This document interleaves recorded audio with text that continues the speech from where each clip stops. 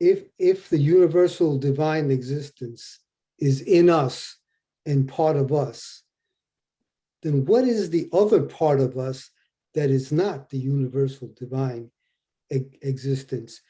And why is there a constant struggle that we have to go through to be what we're supposed to be? Mm.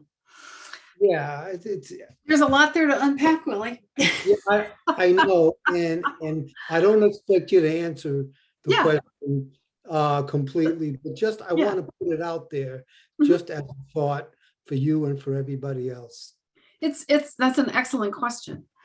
And I can tell you how I have come to terms with it, and how I came to terms with it even before I came into Science of Mind.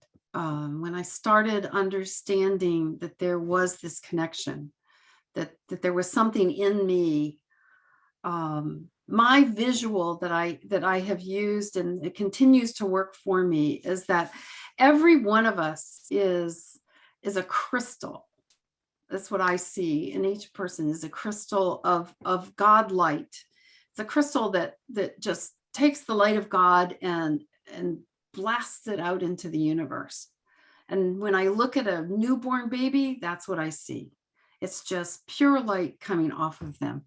And then what happens is, over time, as we grow, we get all this stuff put on us, kind of like the eagle, or being raised like a chicken, going against its true nature. We get told we're not good enough. We get told by our parents, by our siblings, by our families, by our society itself, in so many ways. And this spiritual journey that I'm on is letting go of all that is not in alignment with that truth of myself. And if you're familiar with Don Miguel Ruiz, who wrote the Four Agreements, he talks about it. I like the way he talks about it because it's in very plain language of how we get domesticated. He was, what is his term for it, that in the way he thinks about it, it's a book that gets written into that's our user manual, is the term I like to think of it as. And in it tells us how we're not worthy, and tells us that we, all these things that we're not, that's out of alignment with our truth. And then by using these spiritual tools that we have, by using spiritual practice, we rewrite those beliefs. We rewrite our user manual. Mm-hmm. And the reason we suffer is because for one thing, we choose to suffer. We're not, until we become conscious of the fact that we're out of alignment. We're suffering because we're not in alignment. It's not who and what we are. And then once we find out, suffering is a choice, because now once I choose to partner, if you will, with God, and become a full partner in this creative process, and start using these tools, and start letting go of those pages in there that tell me everything that's out of alignment, until I start to do that, then now I have a choice. I have a choice to suffer or not.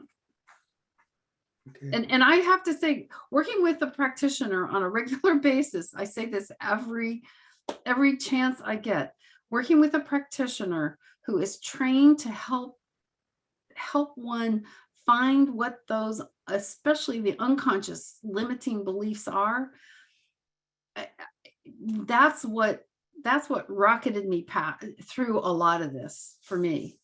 It was also taking classes. It was, hanging out with people who believe this. It was listening to music that was life affirming. Back in the day, there weren't podcasts, but now there's so many podcasts out there. It was taking walks in nature and not having anything else to distract me except maybe my dog, and paying attention to what was going on in the universe, what was going on then, no matter what season it was. All of that helps us to rewrite that book. So there's the Cliff Notes for you. Thank you very much. I hope that helps. Yes, thank you.